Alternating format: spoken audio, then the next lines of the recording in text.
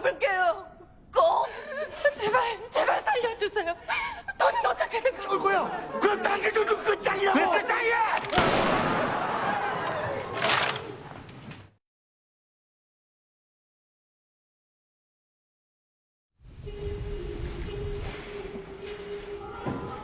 Episode 2 di film Squid Games ini dimulai dengan para staf dari permainan itu yang sedang merapikan banyaknya peti. Salah satu peti di sana terbuka sedikit dan terlihat suara seorang wanita yang merogoh sisi dari peti itu. Lalu, staf bertopeng itu pun menutupnya dengan rapat dengan palu sehingga peti itu pun tertutup rapi. Dan film Squid Silence episode 2 pun dimulai.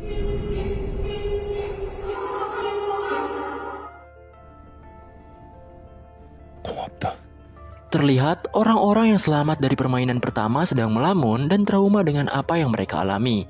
Karakter utama kita bernama Gi-hun pun sama. Ia berterima kasih kepada Sang-woo. Sebenarnya Sang-woo adalah teman dekat Gi-hun. Istilahnya satu kampung lah. Begitu juga kepada seorang pria yang menyelamatkan Gi-hun dari permainan pertama. Orang ini berasal dari India yang bernama Ali. Tiba-tiba saja, gerbang dari ruangan beristirahat mereka pun terbuka dan ternyata mereka adalah para staf itu.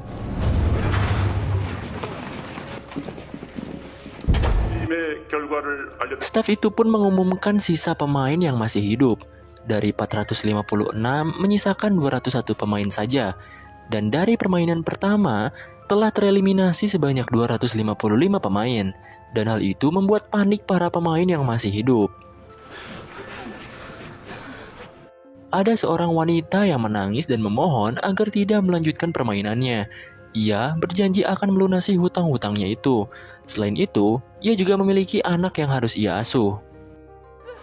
돈 꼭 갚을게요. 애가 있거든. 출생식. Begitu juga dengan pemain wanita yang lainnya, yang memohon agar diizinkan untuk tidak mengikuti permainannya lagi. Akhirnya, pemain lain pun ikut-ikutan untuk memohon dan bersujud agar mereka dibiarkan untuk pulang saja. 애들 놀이를 시켜놓고 살고 있지 이런 건 아니잖아요. 덕에서 탈락했을 뿐입니다. Para staf menjelaskan bahwa mereka bukanlah penagih hutang dari para pemain. Para pemain sendirilah yang memutuskan untuk datang, menyepakati perjanjian, dan bermain permainan di sini. Bahkan pihak staf sendiri tidak memaksa para pemain sebelumnya. Tapi lagi-lagi, karena trauma yang dialami mereka dari permainan pertama membuat mereka lebih memohon untuk tidak melanjutkan permainannya. Bahkan saking gak mau main lagi permainan itu, para peserta bilang kalau mereka tak dibebaskan. Mereka akan dicap hilang oleh kepolisian, dan polisi akan melacak tempat ini nantinya. Saat itu juga, para staf langsung menembakkan pistol peringatan, yang membuat para peserta panik seketika. 핸드폰 위치 추적이라고. 참가자 과반수가. Sang-woo pun memberanikan diri untuk buka mulut, bahwasannya dalam pasal 3 dari surat perjanjian, yaitu bila mayoritas setuju, permainan boleh dihentikan, dan staf tersebut membenarkan hal itu. Sang-woo pun meminta para peserta untuk mengambil suara, dan jika mayoritas memilih untuk berhenti, maka permainan akan dihentikan. 그만두고 싶은 사람이 더 많으면 중단 여부를 Staf itu pun mewujudkan apa yang mereka inginkan. Para peserta merasa sedikit lega layaknya ada secerca harapan kehidupan. Tapi sebelum itu, staf tersebut mengeluarkan hadiah dari permainan pertama ke dalam sebuah wadah yang turun dari atas dengan indah.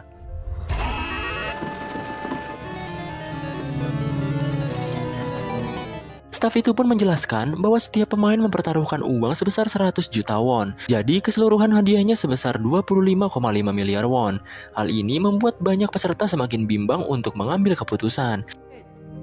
6개. 그럼 지금부터 입니다. Kemudian vote untuk pemilihan pun dimulai, di mana di sana ada 2 tombol. Vote hijau menandakan bahwa mereka ingin melanjutkan permainan itu, sedangkan yang merah sebaliknya. Dan vote pertama dimulai dari peserta dengan nomor urut paling akhir. Tak lain dan tak bukan adalah Gi-hun sendiri. Ia pun akhirnya memvoting merah dan tak ingin melanjutkan permainan tersebut. Vote kedua dilakukan oleh seorang wanita paruh baya yang tadi memohon-mohon untuk berhenti bermain permainan gila ini. Tapi setelah ia melihat banyaknya uang di sana, ia pun berubah pikiran. Ia akhirnya memvoting hijau agar bisa melanjutkan permainan selanjutnya. Voting pun terus berlanjut kepada para peserta lain. Bahkan uniknya, skor hijau dan merah di sana kejar-kejaran dan hanya selisih 1.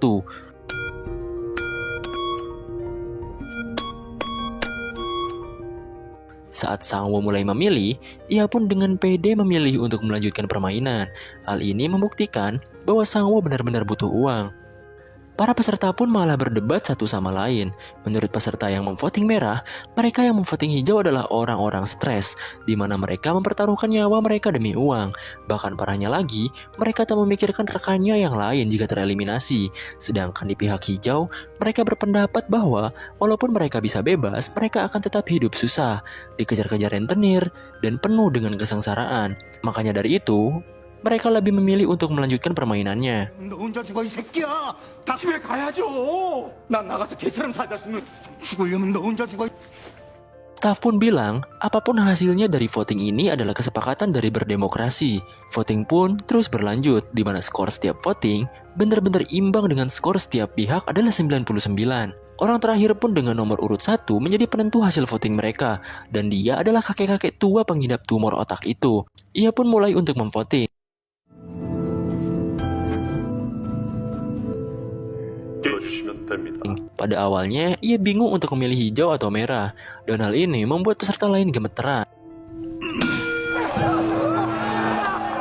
Akhirnya, si kakek itu pun memilih untuk memvoting merah, dan mereka pun tampak bahagia karena tak melanjutkan permainan gila ini. Beberapa peserta yang tak setuju permainan dihentikan kecewa, tapi staf itu bilang bahwa mereka masih memiliki kesempatan di lain waktu.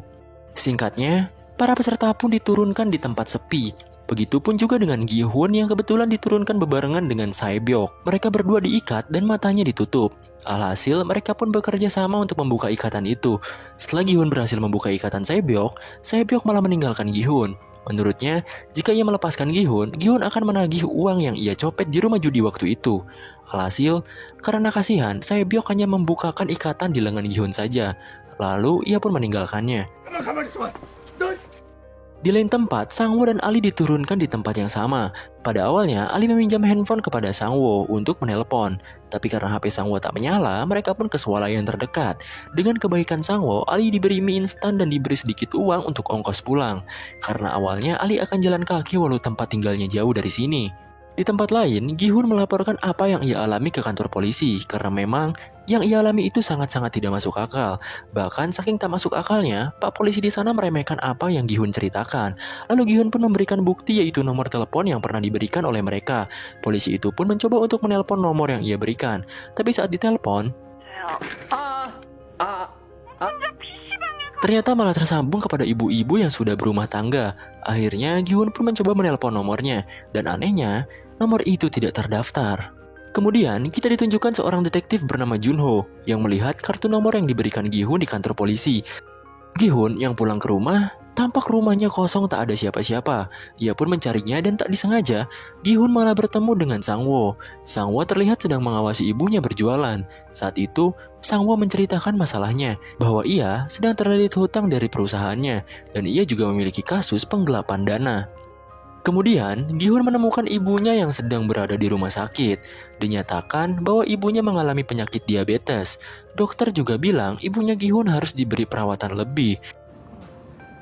Ibunya Gi-hun memutuskan untuk pulang karena tahu keadaan ekonominya yang kurang baik.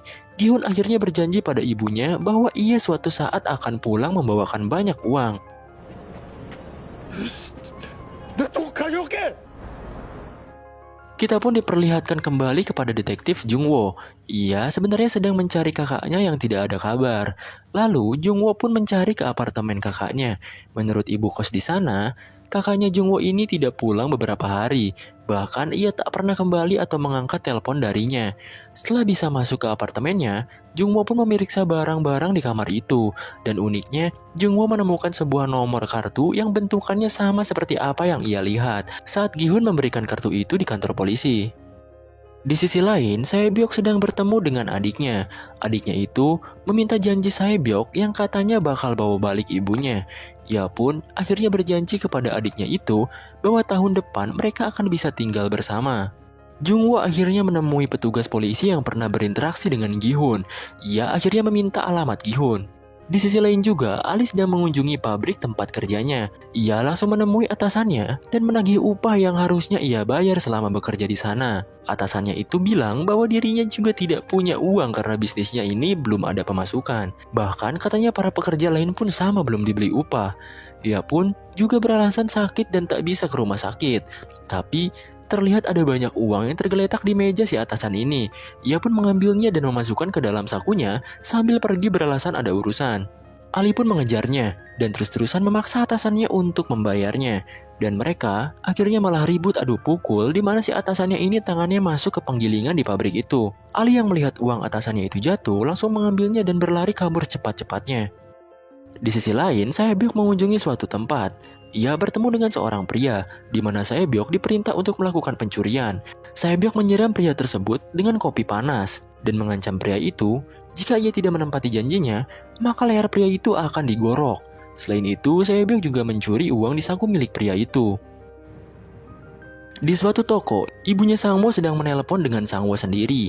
Ibunya Sang-woo belum tahu kalau Sang-woo sedang dilanda masalah. Selama ini Sang-woo hanya berpura-pura sukses kepada ibunya itu. Tak lama kemudian, seorang pelanggan pun datang. Si ibu itu menceritakan sedikit tentang Sang-woo, bahwa Sang-woo sedang sibuk berbisnis di Amerika. Dengan agak cukup sombongnya, ia menceritakan soal anaknya itu kepada pelanggan di sana. Tak lama kemudian, 2 orang dari kepolisian pun datang ke toko itu. Ia mencari Sang-woo, di mana sekarang Sang-woo menjadi buronan karena penggelapan dana, pemalsuan dokumen pribadi, dan pelanggaran undang-undang tentang tindak pidana ekonomi.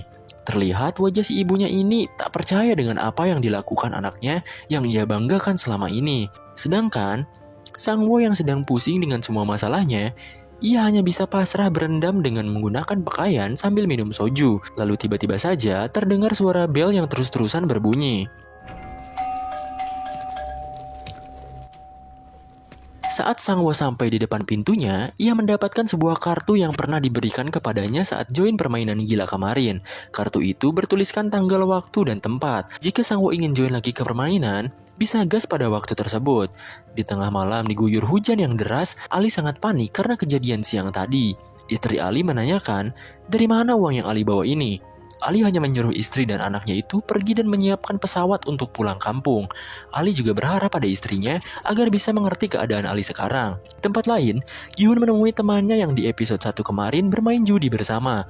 Ia berusaha meminjam uang sebesar 3 juta won untuk membayar biaya perawatan ibunya sendiri. Tapi sayangnya, temannya ini tak bisa membantu. Saat percakapan belum berakhir, istri temannya itu menyuruh suaminya itu untuk masuk dengan sinis. Akhirnya, Gi-hun hanya bisa meratapi nasibnya yang sangat sulit di depan minimarket dengan beberapa botol soju. Tiba-tiba saja, datanglah kakek-kakek peserta nomor 1 kemarin. Gi-hun mengajak ngobrol dengan baik-baik kakek itu. Bahkan, dengan sopan, Gi-hun menuangkan soju untuk si kakek. Si kakek bilang, kalau si kakek akan ikut kembali ke permainan Dajjal lagi. Alasannya si kakek, karena menurutnya, hidupnya sudah tak lama lagi. Ia juga gak mau diam menunggu hari kematiannya. Dan siapa tahu, ia bisa menang di permainan sana.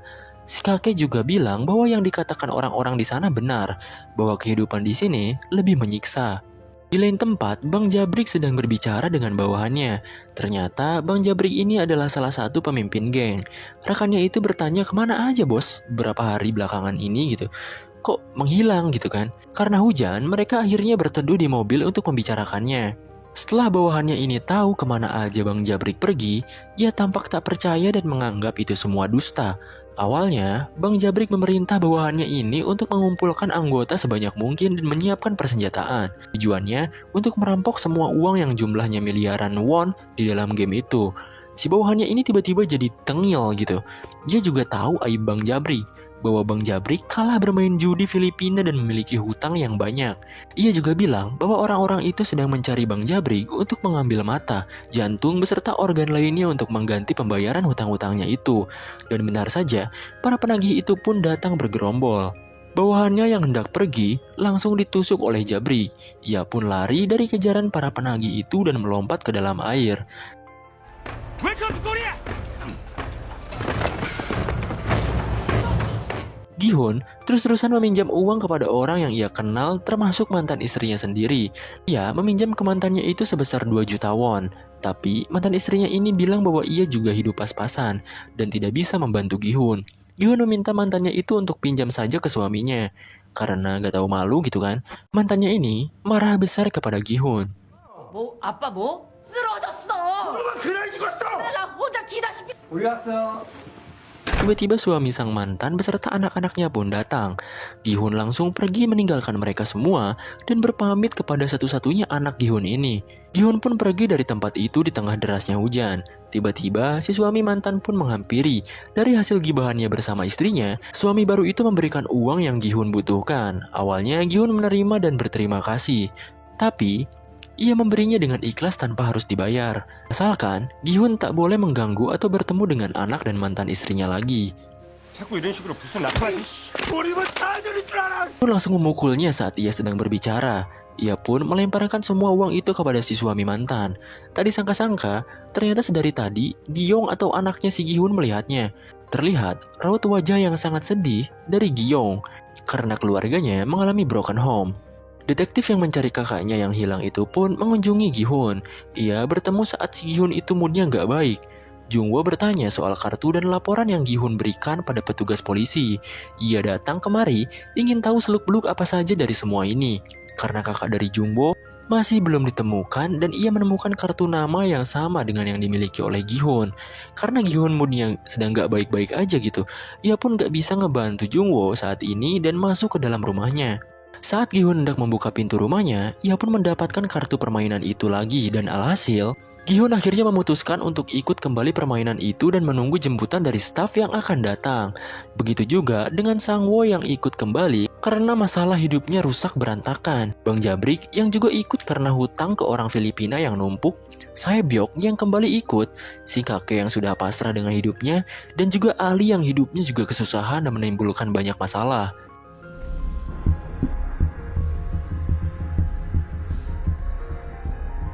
Akhirnya, mereka pun masuk ke dalam mobil yang menjemput mereka. Seperti biasa, mereka diberi gas agar tertidur paksa, terkecuali Sae-byok. Ia sepertinya belajar dari kesalahan dan tidak menghirup gas itu, sehingga ia tidak tertidur. Begitu juga dengan Jung-woo, si detektif kepolisian. Dengan mobilnya, ia mengikuti mobil para pemain itu untuk mencari tahu apa yang sebenarnya terjadi. Menurut kalian, apakah detektif Jung-woo akan menemukan markas para staf permainan itu? Dan siapakah yang akan jadi pemenang dari game-game selanjutnya? Untuk lanjutannya, langsung ke episode 3 aja ya.